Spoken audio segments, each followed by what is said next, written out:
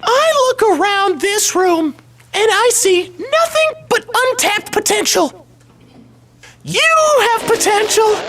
You have... Oh boy. And he drives it into right center field, hit a ton. This baby is way back on a hair.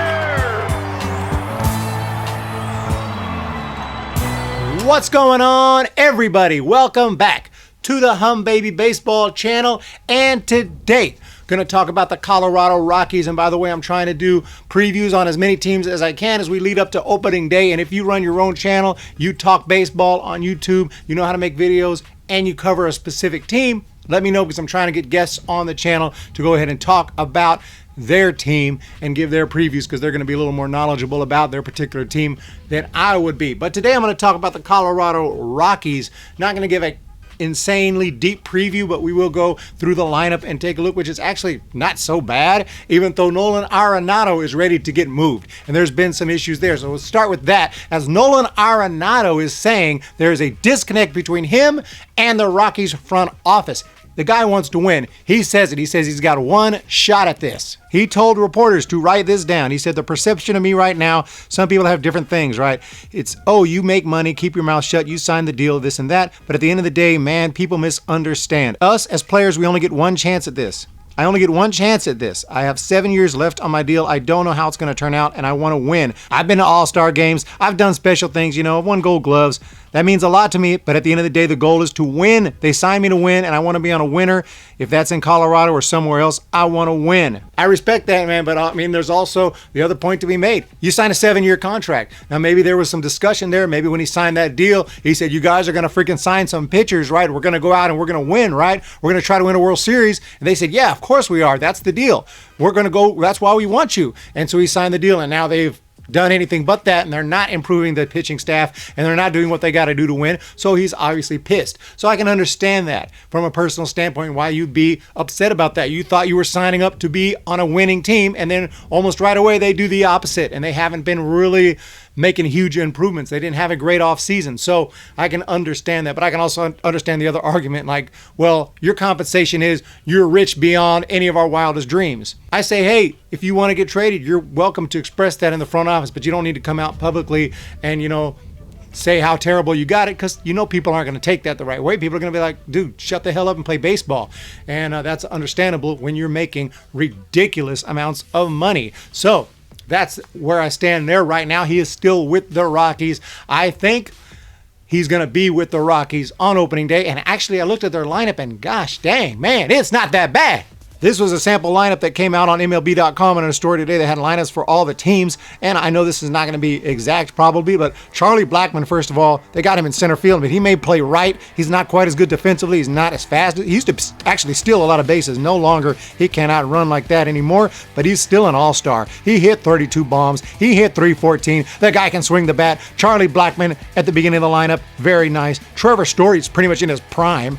Trevor Story is not old by any means. What is he, 26, 27? This dude is in his freaking prime, and he hit 294.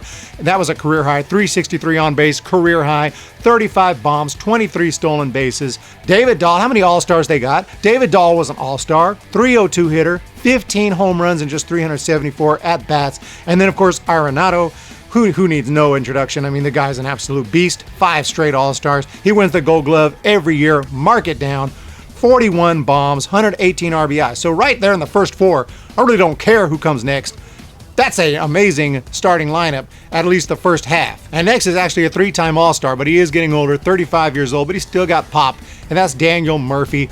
And the thing about Daniel Murphy is he hit 279, 452 slugging, which is not bad, but he's clutch. You know Daniel Murphy comes through when he needs to come through. He hit 320 with runners in scoring position, 378 on base in 2019. So this guy's still going to come through when you need him. Next up would be Ryan McMahon, and this guy can hit 24 home runs in his first full year. He's very versatile. He can play multiple positions, good defense. He does strike out, but you know, he can improve that. And really, I mean, this guy can hit 30 plus home runs, and he's also clutch as well. He can come through. Now, they're not super deep on the infield. Backups like Garrett Hampson, Brendan Rodgers haven't really shown much, but I'm just saying their starting lineup is pretty decent.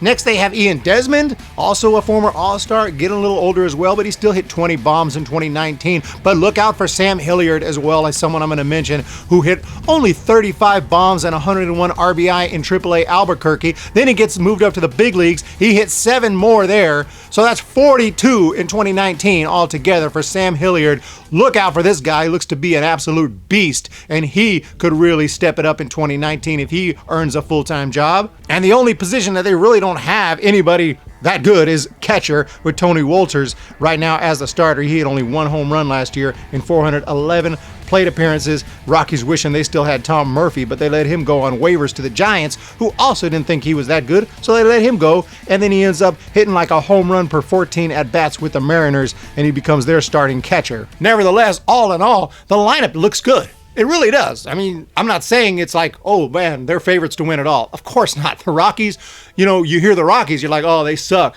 But you look at their lineup, you're like, it's not half bad. So their pitching must be the problem, and it is. I mean, they have guys like Jonathan Gray. They have Marquez at the top of the rotation. They're decent, but they didn't have the best year last year. Kyle Freeland was supposed to be pretty good. He was absolutely terrible. Got sent back down to AAA. And after that, just guys who did not pitch well and need to step it up. And the bullpen was terrible, one of the worst bullpens in baseball. Scott Oberg is an option in that bullpen, and he was looking pretty good. He could be the next closer.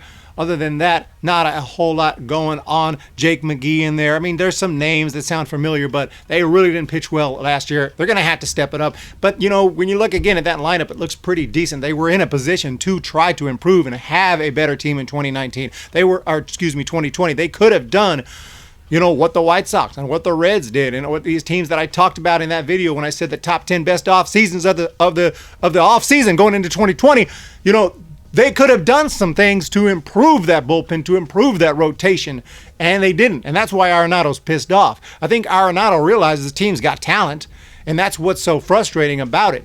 And that's why he's like, man, just trade me to a team that wants to win. Obviously, it's not y'all. Yeah, you signed me for 7 years, and now I'm stuck for 7 years, and you're not trying to win.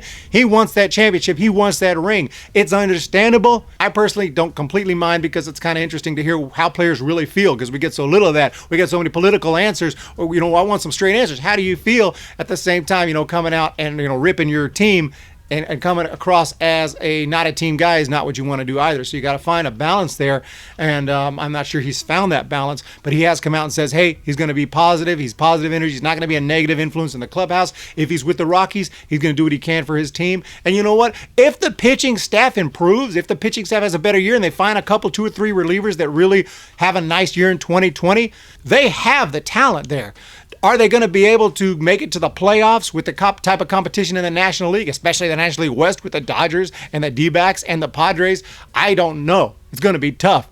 But, they have a good squad right there. Now, the Giants are the other team in the West, and I wouldn't blame anyone for putting the Giants last in the division as a prediction. In fact, it's probably where I'm going to have them, and I hate to say that, but I'm still working on my predictions. They'll be out very soon. But as far as overall for the Rockies, the pitching is the problem with the Rockies. They have a nice looking lineup. I really do like their lineup, and it's not bad at all. It really isn't. So they got a lot of power. They got a lot of all-stars. The first 4 or 5 guys in that lineup are all-stars. I mean, come on. So what do you guys think about the Rockies? What do you think of Arenado and some of his comments? It looks like he's trying to bring it back to earth, which is good. He's trying to say, hey, I'm here to play. I'm here to be positive.